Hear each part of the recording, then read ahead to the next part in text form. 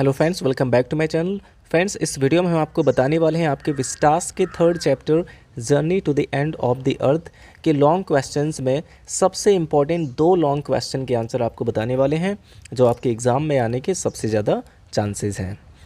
तो देखते हैं फ्रेंड्स, हमारा फर्स्ट क्वेश्चन है कि व्हाट वाज गोंडवाना। गोंडवाना क्या था? What had happened for 500 million years, यानी कि 500 मिलियन वर्ष तक क्या हुआ।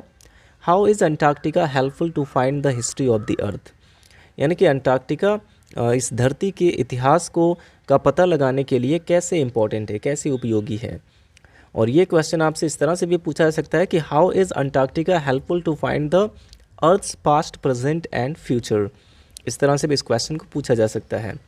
धरती के पास्ट, प्रेजेंट और फ्यूचर के बारे में हम अंटार्कटिका में जाकर कैसे स्टडी कर सकते हैं और क्यों। तो इस तरह से क्वेश्चन पूछे जा सकते हैं। तो देखिए फ्रेंड्स, इसका आंसर आप लिख सकते हैं कि Gondwana was a giant amalgamated southern supercontinent. Gondwana क्या था? गोंडवाना एक विशाल, जायंट का मतलब एक विशाल, एमलगमेटेड यानी कि मिश्रित, और दक्षिणी अति महाद्वीप था। तो गोंडवाना क्या था? Gondwana was a giant amalgamated southern supercontinent. Gondwana एक विशाल और मिश्रित दक्षिणी अति महाद्वीप था 650 million years ago.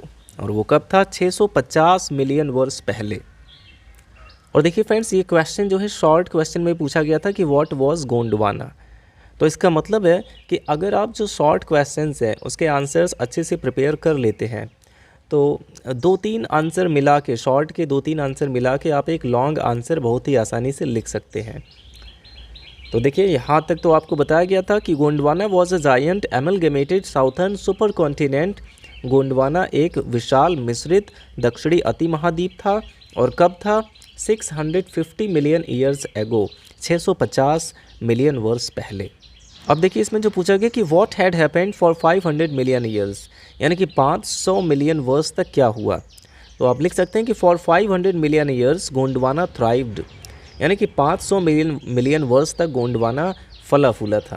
For 500 million years Gondwana thrived, यानी कि गोंडवाना 500 मिलियन वर्ष तक फला फूला था। But around the time when dinosaurs were wiped out, लेकिन उस समय जब डायनासोर्स इस धरती से विलुप्त हो गए, and the age of mammals got under way, और जब स्तनधारियों का युग शुरू हुआ। तो यहाँ पे बताया गया कि 500 मिलियन वर्ष तक गोंडवाना फल फूल रहा था, लेकिन जब डायनासोर्स इस धरती से विलुप्त हो गए, and the age of mammals got under way, और स्तनधारियों का युग जब शुरू हुआ, the land mass was force to separate into countries. तो ये जो भूभाग है, जो धरती है, वो देशों में बंटने लगी थी। उस समय ये जो भूभाग है, जो धरती है, वो देश में बंटने लगी थी, अलग अलग देशों में। Only Antarctica on this earth presently is in its purest and original form. यहाँ पे कहा गया केवल अंटार्कटिका ही इस धरती पर, पूरी धरती पर केवल Antarctica he is in its purest and original form, अपने प्योर और ओरिजिनल फॉर्म में है, यानी कि अपने सबसे शुद्ध और सही रूप में है। As it hold in its ice cores 500,000 years old carbon, क्योंकि वहाँ पे जो बर्फ़ है वो उसने अपनी बर्फ़ की परतों में लगभग 5 लाख वर्ष पुराने कार्बन को रखा है, सुरक्षित रखा है अभी तक। वहाँ के जो बर्फ़ की परतें हैं उसके अंदर 5 लाख वर्ष पुराने कार्बन हैं अभी भी। And it has never sustained a human population, और अंटार्कटिका में मनुष्य की जनसंख्या नहीं है, मनुष्य नहीं निवास करते हैं। So it is the place, इसलिए यह एक ऐसा स्थान है, to go to understand the earth's past, present and future, जहाँ पे हम इस धरती के पास्ट, प्रेजेंट और फ्यूचर को समझने के लिए जा सकते हैं। इसीलिए अंटार्कटिका ही एक ऐसा स्थान है जहाँ जाकर हम धरती के पास्ट, प्रेजेंट और फ्यूचर को समझ सकते हैं। तो यही चीज़ यहाँ पे बताया गया। सबसे पहले कि Gondwana was a giant amalgamated southern supercontinent, यानी कि गोंडवाना एक विशाल मिश्रित और दक्षिणी अति महाद्वीप था 650 मिलियन ईयर्स एगो, यानी 650 मिलियन वर्ष पहले। For 500 million years Gondwana thrived, यानी कि 500 मिलियन वर्ष तक गोंडवाना फल फूल रहा था। But around the time when dinosaurs wiped out, लेकिन उस समय जब डायनासोर इस धरती से विलुप्त हो गए, and the age of mammals got under way, और जब स्तनधारियों का युग शुरू हुआ। The land mass was force to separate into countries, तब ये जो लैंड मास है, जो धरती है, वो अलग अलग देशों में बंटने लगी। और यहाँ पे अलग अलग देशों में बंटने का मतलब है कि मनुष्य इस धरती पर अपना कब्जा जमाने लगा था। Only Antarctica on this earth, यानी कि only Antarctica on this earth, यानी कि इस धरती पर केवल अंटार्कटिका ही एक ऐसा स्थान है, प्रेजेंटली यानी वर्तमान समय में भी, अभी भी केवल अंटार्कटिका एक ऐसा स्थान है in its purest and original form, जो अपने सबसे शुद्ध और ओरिजिनल फॉर्म में है। एज, और क्यों है, as it had in its ice cores 500,000 years old carbon, क्योंकि इसने अपनी बर्फ़ की परतों में 5 लाख वर्ष पुराना कार्बन रखा है, अभी तक सुरक्षित रखा है। And it has never sustained a human population, और अंटार्कटिका में मानव जनसंख्या निवास नहीं करती है। तो इसका मतलब है कि वो मनुष्य से अभी प्रभावित नहीं हुआ है वो क्षेत्र, यानी कि अंटार्कटिका अभी ह्यूमन से प्रभावित नहीं हुआ, वहाँ पे इतना प्रदूषण नहीं है। तो इसलिए इट इज़ द प्लेस, यानी कि अंटार्कटिका ही वो स्थान है to go to understand the earth's past, present and future, जहाँ जाके हम धरती के पास्ट, प्रेजेंट और फ्यूचर को समझ सकते हैं। तो फ्रेंड्स, आई होप आपको ये आंसर समझ में आ गया होगा। अब आप इसका स्क्रीनशॉट ले लीजिए और इसके बाद हम नेक्स्ट क्वेश्चंस देख लेते हैं। तो देखिए फ्रेंड्स, हमारा नेक्स्ट क्वेश्चन है कि what was the student on ice program, what was its aim and why it became a successful programme.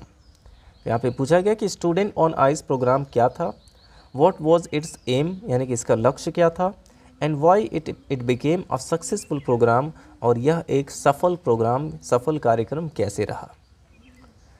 तो देखिए, ये भी क्वेश्चन आपके एग्ज़ाम के लिए बहुत ही ज़्यादा इंपॉर्टेंट है, मोस्ट इंपॉर्टेंट क्वेश्चन है इस चैप्टर से ये। तो आप इसका आंसर लिख सकते हैं कि students on ice was a research program. Students on ice क्या था, एक रिसर्च प्रोग्राम था। The aim of this program was to take students to the end of the earth, और इसका एम क्या था कि स्टूडेंट्स को धरती के एंड पर लेकर जाएं, दैट मीन्स अंटार्कटिका लेकर जाना, and make them aware of the danger of global warming, और उन्हें अवेयर करना, उन्हें जागरूक करना किसके प्रति, डेंजर ऑफ ग्लोबल वार्मिंग के प्रति, यानी कि ग्लोबल वार्मिंग से जो खतरा है इसके प्रति उन स्टूडेंट्स को अवेयर करना, जागरूक करना ही इसका लक्ष्य था। इस प्रोग्राम का लक्ष्य क्या था, स्टूडेंट्स को धरती के एंड पर लेकर जाना, यानी कि अंटार्कटिका में लेकर जाना, and make them aware of the danger of global warming, और उन्हें ग्लोबल वार्मिंग के खतरे के प्रति जागरूक करना था। It would help them understand the earth well, और ये किस चीज़ में मदद करेगी, इससे उन्हें धरती को समझने में मदद मिलेगी। It will help them understand the earth well, इससे उन्हें इस धरती को समझने में मदद मिलेगी, सहायता मिलेगी। On the basis of it, और जिसकी मदद से, जिसके आधार पर they would frame policies to save earth, वे धरती को बचाने के लिए नीतियाँ बना सकेंगे, जिसके आधार पर वे धरती को बचाने के लिए कुछ पॉलिसीज़ बना सकेंगे।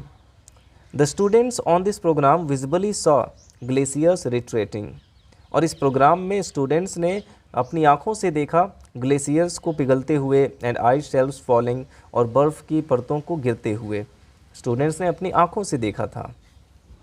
एंड अंडरस्टूड, और भी समझ गए थे the danger of global warming, global warming के खतरे को, और वे ग्लोबल वार्मिंग के खतरे को समझ गए थे।